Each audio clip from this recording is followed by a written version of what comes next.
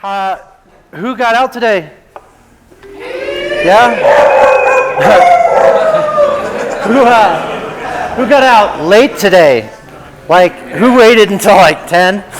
Noon? Nice. Good snow? Yeah? Sweet. All right, so I'm going to make this fast because we have a raffle to get to and stuff like that. So there's some parts of this that I'm really going to haul ass through. So again, if you have questions, just stop me. I really want to get to the uptracking portion of this and get some ideas and some feedback from you guys. So I'm going to kind of race to that point and then slow down a little bit, and then we'll finish off probably 30 minutes. Sound good? Yeah. All right. So the next point that I'm going to get to is get the picture, the bullet point from Know Before You Go. This is a little bit of what I talked about last year, the Avalanche Triangle, Doug Fessler's Avalanche Triangle. These are kind of the environmental hazards in the backcountry when we're dealing with avalanches. There's 3 components to this triangle that kind of fit into what I'm going to talk about. Snowpack, terrain, and weather being those 3 components. It's important to remember that when you don't have one of these components, an avalanche cannot occur. So you can have these 3 conditions or these three areas of the avalanche triangle in one place, and they can be absent 10 feet away. So it's really important to remember that when I'm talking about this. The first thing I'm going to talk about, though, is terrain. And again, I'm sorry I'm going really fast, but I want to get to uptracking. I do word clouds when I talk about this because these are kind of the things that go through my mind when I'm in the backcountry, when I'm dealing with terrain or people that are with me in my group. These are ideas that I constantly try to evaluate, and I'm not going to go through all of them, but that terrain portion deals with what we call 5 red flags. They're, you could say, nature's freebies. These 5 red flags, if you see them in the backcountry, they're definitely clues that you're getting far from shore, all right? Recent avalanches on your way to the trailhead, as you're driving up, if you're on the Front Range, you're driving up the I-70 corridor, there's a lot of areas in there where you can look up. And if you see recent avalanche activity, sharp-looking pointed crowns where they haven't been rounded off by snow, they're recent. If they're on the same aspect and elevation that you're headed toward, this is one that's commonly missed, and it's a dead giveaway. Shooting cracks. Anybody see these this season? Anybody get shooting cracks? Kind of scary, huh? Especially when you get the whooping, Another red flag is loading snow. Remember that wind-blown snow, coming to this leeward side of this house is a good illustration. That's, snow can deposit 10 times faster in the wind than it can from falling from the sky. So that amount of loading coming down in convex or concave rollers can really load the snowpack super, in a very short amount of time, which is key. All these red flags that things that happen in a really short amount of time or they happen quickly. Snowpack is a lot like people. They don't like fast changes. So keep that in mind. Obviously, recent snow, storm snow. Thaw, which we're dealing with now, like these snow snails. Being able to like I said, wring your glove out and get water out of it. It's time to get off the aspect. Snowpack, again, a word cloud. These are things I think about with snowpack. This is mainly wintertime. We're getting into springtime, and my concerns are a little different now, such as solar. I kind of worry about the weather portion of the avalanche triangle. Rapid warming, temperature inversions, rain. Basically, all that crap we had yesterday are things that go through my mind when I'm up there. So these 3 components, some people use the 5 red flags. I use Ian McCammon's Uptracking method, which is avalanches, loading, path, terrain traps, your danger rating for that day, unstable snow and thaw instability, which is really what we're dealing with right now. Good to remember that if you see, if you're doing this on a checklist and you're checking these things that are apparent today, if you have 2 or 3 of these items, you're getting really far from shore. This is a really good barometer for the backcountry if you get in the habit of just going through it in your mind while you're touring, if there's nothing better to do. Life's other problems aren't in your way. So, the other thing about touring, summer routes, summer trails that you're normally used to going to, or say you're looking at trip reports on, Mountain Project or 14ers or whatever, and they show these standard routes that are summertime routes, like going to Torrey and Gray's on the standard route. Is anybody familiar with that? Anybody here done that route?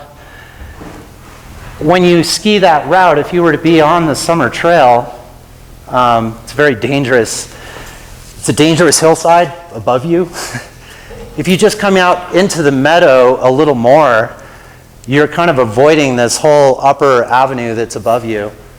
And this is a really good representation of that. Who are the people from Utah in here? Do you know where Tibble Creek is? Down near Provo, right? This is Tibble Creek, Utah, a couple of years ago. A group of snowshoers were going out for the day. They didn't think they were in avalanche terrain. They were only going out for a mile or two. And they were traveling on this green dotted line right here. And a avalanche, about 100 feet wide, pretty shallow crown, about 2 feet almost, knocked the last person in the group face down where this red X is. And they didn't have any avalanche gear because they didn't think they were in avalanche terrain. Okay? And like I said last night, if you're not wearing a beacon and you get caught and buried in an avalanche, it is literally like finding a needle in a haystack. She wasn't more than 8 inches under, and even with 5 people, it took them 40 minutes to find her. And, she obviously didn't make it. This is how close to the trailhead it happened. That's the slide path right there. It's Utah Avalanche Center. That's the avalanche path right there. So you don't have to be way out there is what I'm getting at to be in avalanche terrain. And that was a summer route. This green dotted line was the summer route, and I think the consequences would have been a little different if they were on the other side of the creek, So it's just kind of to throw it out there that right when you're leaving the trailhead, to do a beacon check with the people you're going out there with. Don't wait. I know a lot of people, I know I've done it in the past, they wait until they get back into where the avalanche terrain is to turn their beacons on, whether it's to save batteries or just because they forgot or whatever. So that's the point about that. The other thing, terrain traps. Managing terrain traps, if you're going to be in them like this group is, maybe instead of traveling across this upper ridge, what do people see wrong with that? They're so close together. Right. And that's the difference of one guy looking for 5 people than 5 people looking for 1 person, right? If they're scattered out. So these are the kind of things that you need to think about, like when we say get the picture, observing constantly nature's billboards. They are constantly yelling out to you what's going on out there if you listen to them. So that is the point. So now I'm going to get to uptracking, which is part of get the picture. A lot of things go on, especially in the winter time, in the winter months when we're dealing more with our persistent weak layers here. This time of year, we are definitely more concerned about solar, right? Like the warming, destroying the snow, the frozen crust, all these things. So I was going to talk about how I go about pre-planning what I'm going to do the next day.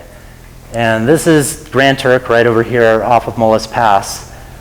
And I'll use Google Earth for a lot of this. And I'm saying to use these tools that are out there because they're very effective. I've drawn a line from my car to the top, and then you can pick this elevation profile on that line, and it will give you your degrees, your distance, and your elevation. As you're pulling this thing across here, this boot track, I can see that it's, 50, 60, 70 degrees right at the top to get to Grand Turk. Gives me my mileage, gives me an idea of what I'm looking at. Reason this is important is, say I want to be sure that I hit wishbone couleur right there, woot, I want to hit that at a certain time before solar warning. So I'll tilt this down, and in Google Earth there is a little icon up at the top with the sun on it. And I can adjust today's date and the time, and it'll give me solar shadows for this aspect. So this is 6 a.m., this is when I want to start. And I'm going to move it across and see when this gets full sunlight. And I got it at about 10 o'clock. So I want to be skiing that or riding that by 10 o'clock. Make sense? And by getting that distance and that elevation and that up track, how long am I going to be boot packing? I can pretty much back that time up and say, I need to leave by this time. Okay, so this is one tool out of many out there that I can use. Okay, steepness is a huge concern. Maybe not as much right now, but it's definitely in the wintertime. And it is a concern right now, it's just a different type of concern. So we all know, I hope, that slopes under 30 degrees are usually too low of a angle to slide, correct? Right? And slopes over 50 degrees are too steep because they usually slough off. In winter, they kind of slab off in the wintertime. And then we have this Goldilocks zone kind of right in the middle, which is the slope angle that we like to recreate in. I mean, a black diamond slope is 40 to 45 degrees. So it fits right in where we like to recreate. And it's not only the slope angle, but it's the local, what we call locally connected terrain too. I mean, avalanches occur right at 39 degrees, okay, plus or minus 5.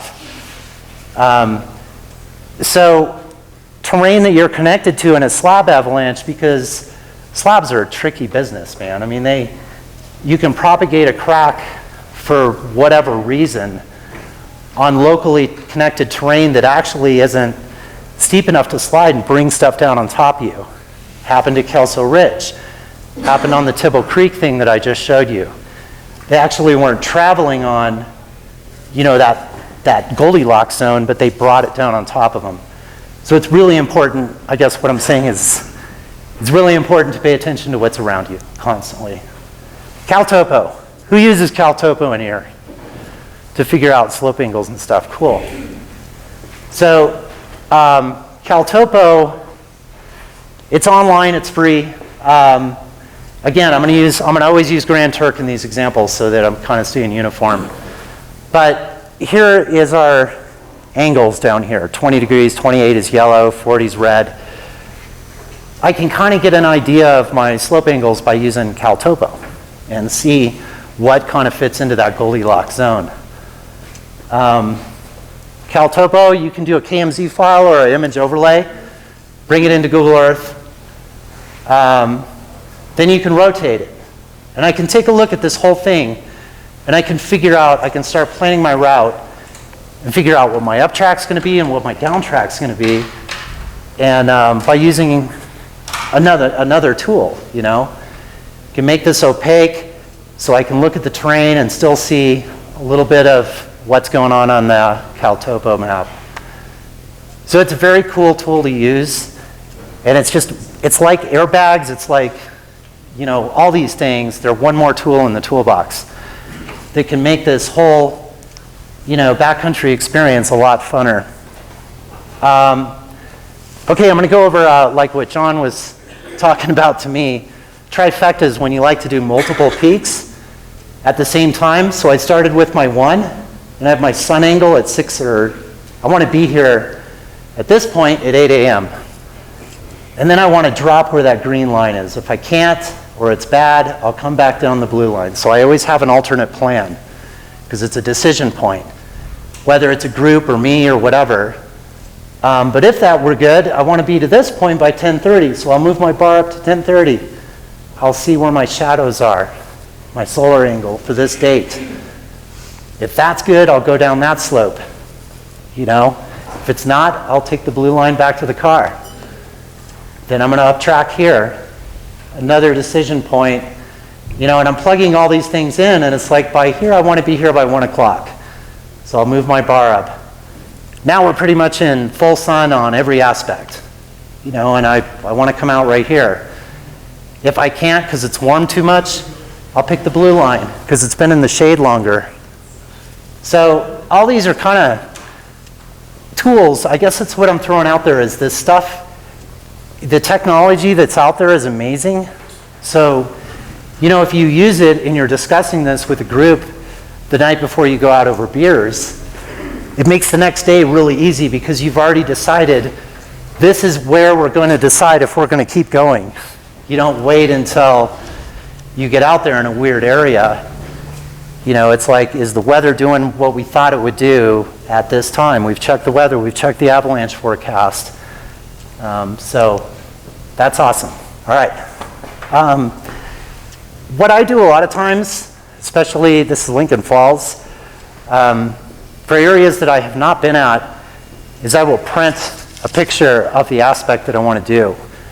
And I'll automatically go through there and start drawing these red lines through areas that I'm definitely not up tracking or down tracking.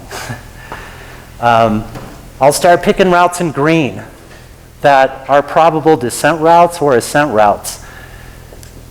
I'll also note that where those green lines go through areas that I've put the red marks through are areas I want to be on my highest, alert, your group travel techniques and so on, traveling one at a time. Definitely taking a look at what the snowpack is doing when I reach those points. So this is just another method that I use. There really is no right or wrong way to figure out pre-planning, but this is just a method that I use so that when I get out there, these things are more familiar, especially if it's a face that I haven't done before. A lot of times you can tell from photographs, dead giveaways of where avalanche areas are, like flagging. These trees are definitely flagged. They're secondary growth, meaning they're not as tall as the trees around them, meaning it's not a slide that may happen every year, but it probably happens about every 5. So these are definitely areas that I would draw red lines through to be aware, hey, there is tree flagging in this area, and it may not make a whole lot of sense where they're at. Sometimes it doesn't. This picture, it does a little bit, but a lot of times I look at trees and I'm like, why are they flagged right there? It doesn't make any sense. But you start looking around some more and it starts piecing together really fast. So going back to this, I wanted to hear what other people use out there. Like when you're pre-planning and you haven't been to an area, what do? Jason? Hill map. What's that? Hill map. Hill map, yeah. Yeah, film that. Yeah, hill map Really is good. You Yeah. can do a couple different options. So it's kind of similar to Google Earth. You can draw in routes and look Yeah. at your elevation profile, and then you can use the point forecast, and you can have our point. You can just click on different spots, and it'll tell you this is 45 degrees, this is 32 degrees, this is 30. So that'll help you just figure out which way you might want to go up. And the cool thing is when you actually put in a route, you say link to, you send it to your buddy, and then just go. Right. So everybody's got a map. These guys a lot. I'm like, I want to do this. Link to, send it to the group, and they're like, you're such a nerd. But that's good. Nice. All right. I like that because then everybody in the group has a map. Yep. What else? Local knowledge. Yeah. Beta from like local people or yeah. People who ride it, people who've done it. Yeah. Yeah, I mean, I've definitely looked at some stuff from the highway and said I want to ride that, and then talked to people that have actually done it and realized I don't want to be a part of that shit show. 'Cause, they're like, if you go over 20 more feet, a lot of times that's true. I'm sure Clem has a gold mine of information. Give you little tricks like, instead of going this way, which seems obvious, this way, which you won't know about, and then it'll be up there easier, right? It's safer. Right. Sometimes it can also be a bad thing. I mean, there's an extremely popular place in Alaska where it's like the trail goes right under an avalanche path. And it's like, why does it go that way? Oh, that's the route in the summer. Right. Like, well, why are you using that route in the winter? Well, I don't know. It's what we use in the summer. Like, right. So there are instances where it's best to avoid. Yeah. The local path. And to your point, I notice a lot of skin tracks that are set in really peculiar places, like they were drunk or they were high. But you see the whole, what they call like cattle yard mentality, where they just kind of go with, people put their blinders on, and it's like, well, there's the skin tracks, I'll just follow those. And they just keep scooting along, following that trail, and it's like, you're right underneath. You may be on the summer trail, but the summer trail in the wintertime isn't always the best choice. Oh, what else? Uptracking. Yeah. Alpha angle. Alpha angle, yeah. Like, alpha angles are the furthest possible run-out zone of a slide. A lot of people don't think about that. I'm trying to think of an example off the top of my head.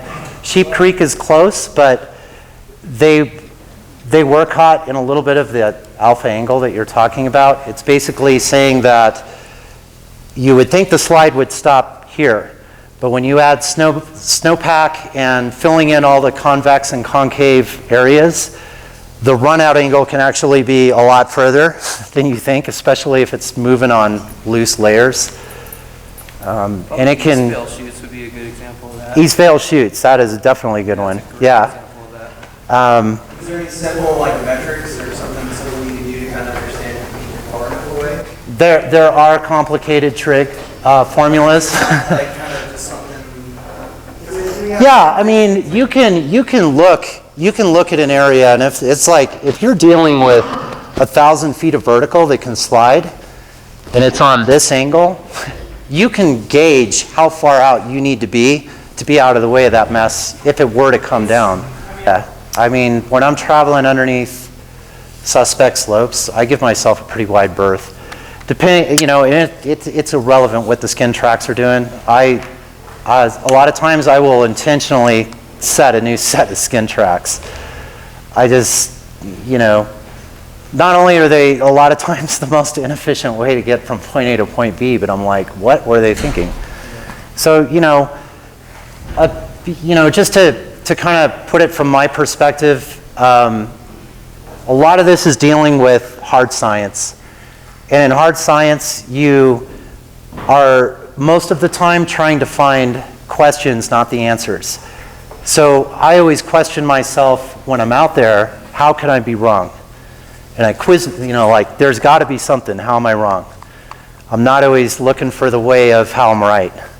I'm looking at the other side of the equation, if that makes sense. All right. Anybody else for uptracking? Aaron? Lou Dawson actually wrote a great article on health angles on his website at Wild Snow. Nice. It's not too scientific. It's actually in pretty good layman terms if anybody's interested in checking that out. Nice. Awesome. Yeah. I like to consider the trees, so in addition to flagging, looking at if the lower branches have been ripped off Yes. on the upside. So Right. That sort of shows. There's a lot of clues out there. I mean, bark missing from certain, side of the tree, down low, up high, There's a lot of things that are dead giveaways that are just out there. And it's like, if you see them, why not just go around it? Or, go through with caution. Yeah. What do you think the best angle of ascent is? Well, depends. That totally... You don't have to use your climbing wire? Yeah. I mean, it not only depends on the time of year, and the aspect, but, because right now... You mean a skin track or a boot pack? Oh, skin tracks all I don't know. I mean, you know, and it kind of depends on the snow. When you get that crunchy, squeaky stuff, you know what I'm talking about? The stuff that's like chalk. Yeah, I'll be like chickening out and putting crampons on early or something when I see that stuff. But, you know, if it's wet, I mean, yeah, a lot of times you can climb a telephone pole if it's... Be up top of your objective and say, you know, is this safe? Is it good? You should have a really clear idea when you get up there. Yeah. You know, am I feeling confident about that? And then that's when you Yeah, cross those last exactly. checks off. And then you do the descent. I mean, a Right. snow pitch shouldn't Yeah. be your be-all, end-all. And it's only going to tell you what's going on in that one specific area. Right. And unless I'm using... Can you guys just keep that door open? That would be awesome. I'm going to get some air in here. If that's cool with you guys. I mean, it's like an oven in here. Yeah, so yeah, snow pits really should just verify what the avalanche... You should use them as a method to say, is what the avalanche forecast saying match up with what I'm seeing out in the field? That's what you should use a snow pit for, because that puts you on the same sheet of music as the forecasters have already been out there doing. Like, these are the things you should expect seeing. Dig a snow pit to verify that. Don't dig a snow pit to say, I didn't get an ECT failure, so I'm going to run it.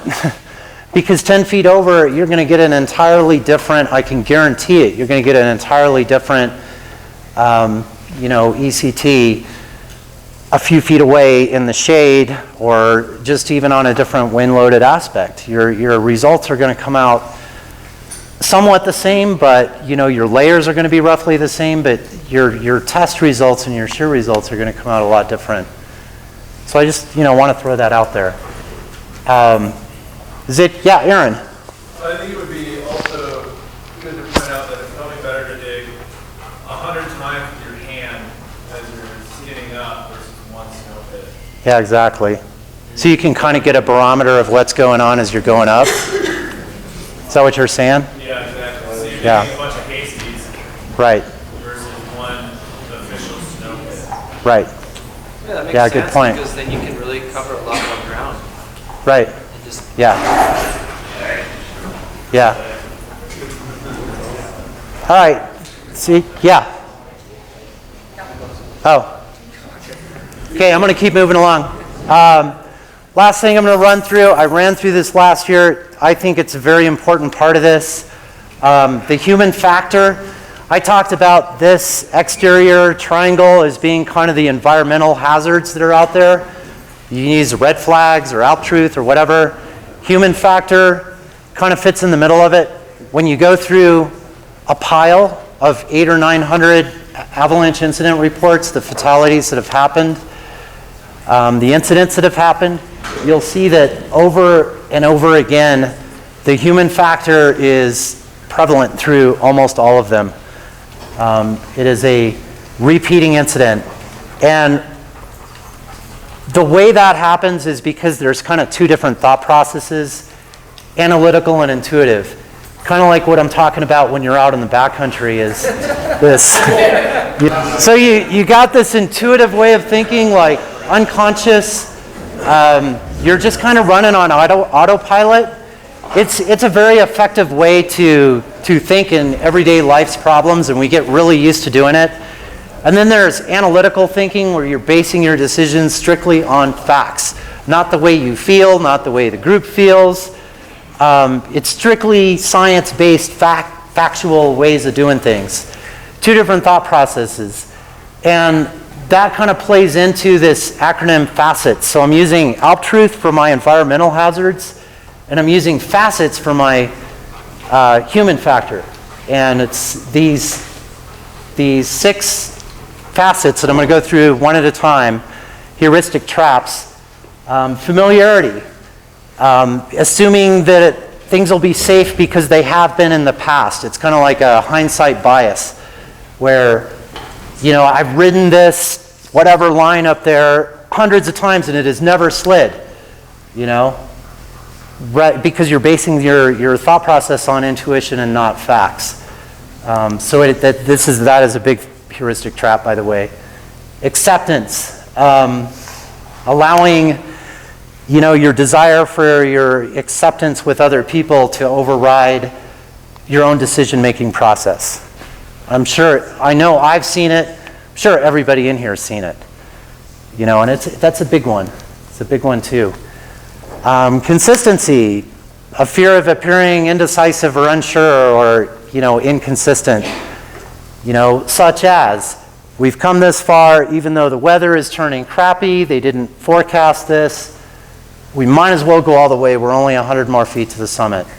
Big heuristic trap, okay? Expert halo, kind of deferring automatically to the expert in the group, a guide or a local person that people just assume they know what they're doing, and so they put away all their faculties of group thought or throwing in an opinion because they're just operating on their decision making. And tracks and scarcity happens a lot because we're busy. We might have 2 days a week off. We might have a week off or whatever to come down to Splitfest, and it's like, I'm going to do 6 13ers while I'm here because I don't get much time to be down here. And there's this idea of scarcity, allowing, this get the goods before someone else does. This entire presentation from last night to tonight is, no matter how small and you start off or how much you've progressed where you already do this stuff, try to develop a routine. A ritual in the backcountry that you stick to over and over and over again, because these things will keep you safe. And it develops a really good backcountry protocol. Other people will see it in you and follow the same path, okay? That's what I got, and thank you very much for doing that.